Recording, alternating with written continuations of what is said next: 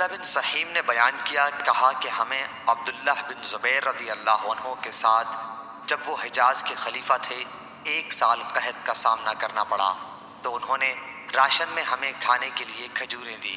عبداللہ بن عمر رضی اللہ عنہ ہمارے پاس سے گزرتے اور ہم کھجور کھاتے ہوتے تو وہ فرماتے کہ کھجوروں کو ایک ساتھ ملا کر نہ کھاؤ، کیونکہ نبی کریم صلی اللہ علیہ وسلم نے 2 کھجوروں کو ایک ساتھ ملا کر کھانے سے منع کیا ہے۔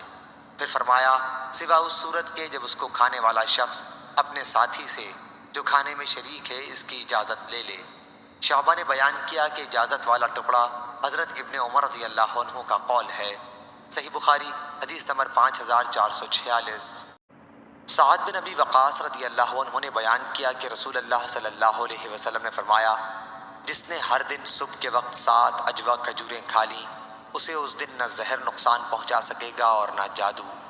صحیح بخاری حدیث نمبر 5445۔